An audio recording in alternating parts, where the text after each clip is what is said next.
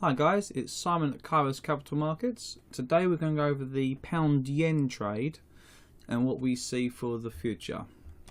So firstly we're going to start on the quarterly chart, and as you can see already I've during the 130.00 level, and I've also drew in this little trend line here. The reason why I feel we could be forming some form of triangle here where price may rally up to this point here, then come down, then go back out again.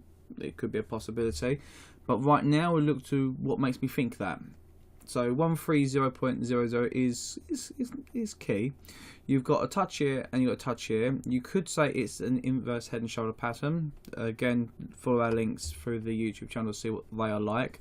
But in all fairness, it's not the best head and shoulder pattern, so I really wouldn't describe it as that. But it's an area of interest, let's put it that way.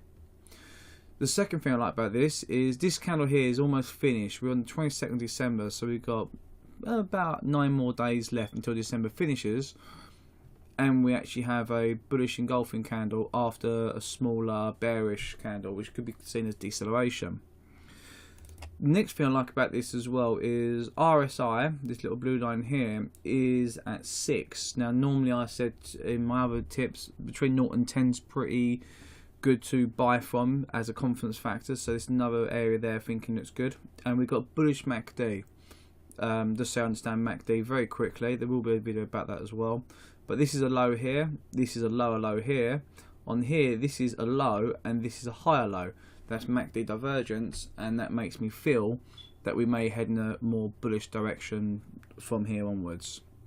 So that's the monthly chart. I see it being bullish, and we'll head now into the quarterly chart, and now we're down to the monthly chart.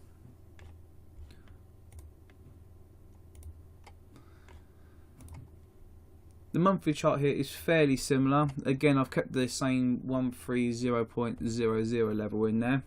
As you can see, it's actually made a third touch on the monthly. Here it did. You could say here was a bit of rejection as well. It's kind of break and retest. It didn't like it, and it then pulled out of that over 2011 to 2015 it did.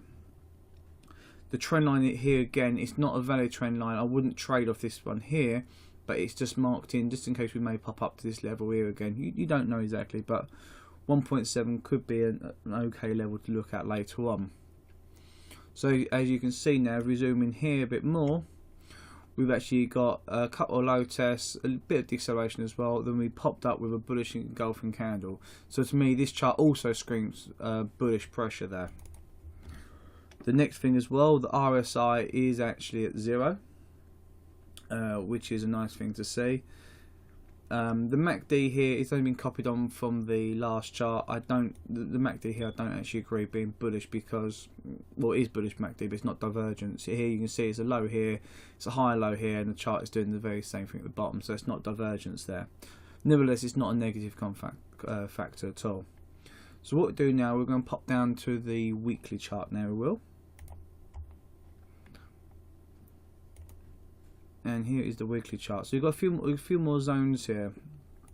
I've added in the number 140, mostly because of the most recent data. We got rejection here, and a couple of rejections here and here as well. So most recent it's been there. In the past it was never really the most strongest of levels, as you can tell there. So it's only recent data makes me put that in there. Now the blue zone is also a key area. If you notice here, it come into the zone and come out, test the zone, come out. It sliced through the zone twice, ignored it completely, came down, tested there, and then if you notice here, it's rejected there, it's rejected there, it's rejected around here, and here, and here, and here.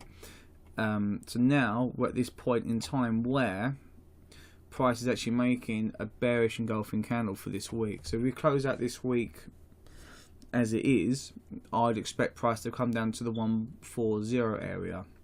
To add into the confidence of that as well, we put a Fibonacci, and we've got Fibonacci retracement at 138.5.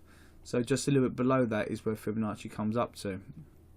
For me, the market needs to pull back, it needs to breathe, so this is not unexpected. Now let's pop down to the daily level. What do you have at the daily level? What I've done here for the daily is just quite literally doesn't, just the very recent data again. 1.4 shows a bit of a key level here again as well, so it shows you it's fairly good. If we zoom out a little bit from 1.4, you can see on the daily there, nice touches there as well, so it's quite good. Also at the 1.4 level is this daily 50 EMA. Now that looks like it's going to come up and retest it. So if you add that into the monthlies and the quarterly bullish pressure, having this pull back down to this point here will be a very, very nice opportunity to buy there. And this is what I'm expecting for the short term. So we expect it to pop down, down to the 140 area on daily 50 EMA, hopefully give us a signal, and then I'd expect it to go much, much higher. And that's what I'm looking for pound yen. Going on from that, each week I will give you an update on what we're looking for here and what we see what happens, and you get to see how we trade. And I'll speak to you soon, guys.